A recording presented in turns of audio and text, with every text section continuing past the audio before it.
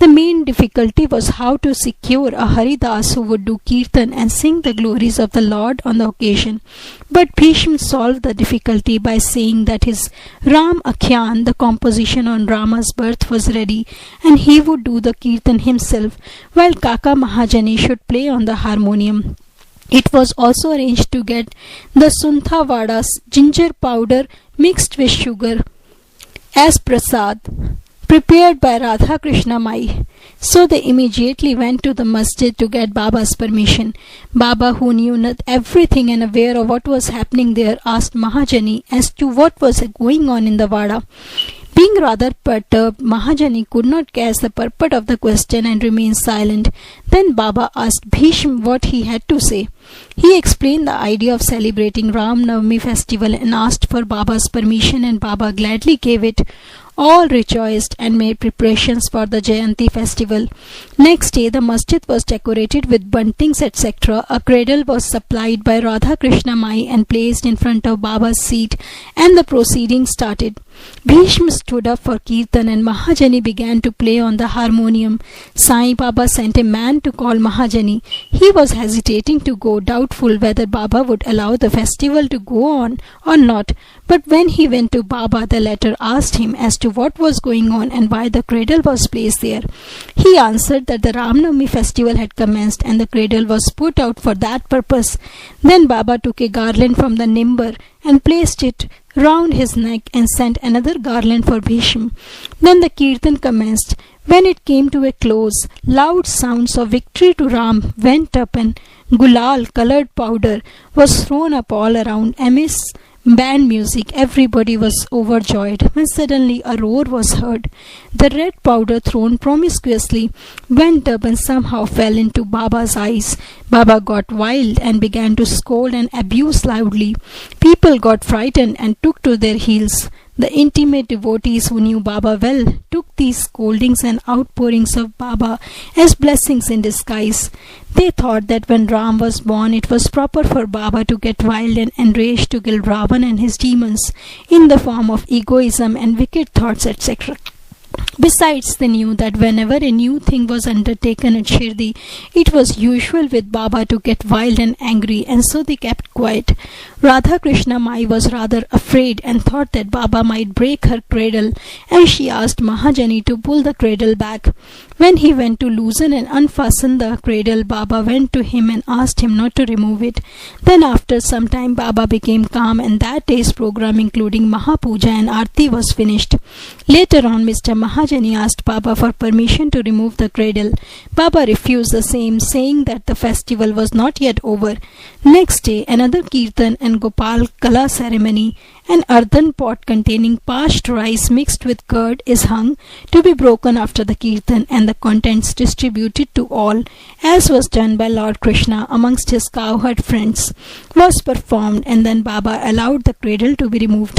While the Ram Navami festival was thus going on, the procession of the two flags by day and that of the sandal by night went off with the usual pomp and show. From this time onwards, the Urus of Baba was transformed into the Ram Navami festival. From next year, 1913, the items in the program of Ram Navami began to increase. Radha Krishna Mai started a Nam Saptaha, singing the glory of God's name continuously day and night for 7 days, from 11th day of Chaitra. For this, all devotees took part by turns, and she also joined it sometimes early in the morning. As Ram Navami festival is celebrated in many places all over the country, the difficulty of getting a Haridas was felt again. But 5 or 6 days before the festival, Mahajani incidentally met Balabua, who was known as modern Tukaram, and got him to do the kirtan that year. The next year, 1914, another Balabua, Satarkar of Birhad Siddh Kavathe, district Satara, could not act as a Haridas in his own town as plague was prevailing there, and so he came to Shirdi. With Baba's permission, which was secured through Kaka Sahib Dikshit, he did the kirtan and was sufficiently recompensated for his labor. The difficulty of getting a new Haridas every year was finally solved from 1914 by Sai Baba, as he entrusted this function to Das Kanu Maharaj, permanently, and since that time he has been successfully and creditably conducting that function until now. Since 1912, this festival began to grow gradually year by year. From the 8th to the 12th of Chaitra, Shirdi looked like a beehive of men. Shops began to increase, celebrated wrestlers took part in wrestling bouts, feeding of the poor was done on a grander scale. Hard work and sincere efforts of Radha Krishna Mai turned Shirdi into a sansthan. Paraphernalia increased. A beautiful horse, a palanquin, chariot, and many other silver items, utensils, pots, buckets, pictures, mirrors, etc. were presented. Elephants were also sent for the procession. Though all this paraphernalia increased enormously, Sai Baba ignored all these things and maintained his simplicity and modesty as before. It is to be noted that both the Hindus and Mohammedans have been working in unison in both the processions during the entire festival, and there has been no confrontation or quarrel between them at all so far. At first about 5,000 to 7,000 people used to gather, but that figure went up to 75,000 in some years. Still there was no outbreak of any epidemic disease nor any riots worth the name during all these years. Repairs to the masjid. Another important idea occurred to Gopal Gun. Just as he started the Uruz affair, he thought that he should repair and renovate the masjid. So in order to carry out the repairs, he collected stones and got them dressed. But this work was not assigned to him. This was reserved for Nana Sahib Chandorkar, and the payment work for Kaka Sahib Dikshit. Initially Baba was unwilling to allow them to have jobs done, but with the intervention of Malsapati, a local devotee of Baba, his permission was secured. Baba took a small gadi for his seat, discarding the usual piece of sackcloth used till then. In 1911, the Sabha Mandap courtyard was also put in order with great labor and effort. The open space in front of the masjid was very small and inconvenient. Kaka Sahib Dikshit wanted to extend it and put a roofing on it. At great expense he got iron posts, pillars and trusses and started the work at night. All the devotees worked hard and fixed the posts. But Baba, when he returned from Chavdi next morning, uprooted them all and threw them out. Once it so happened that Baba got very excited, caught a pole with one hand and began to shake and uproot it, and with the other hand caught Tatya Patil's neck. He took by force Tatya's feta, struck a match, set it on fire and threw it in a pit. At that time Baba's eyes flashed like burning embers.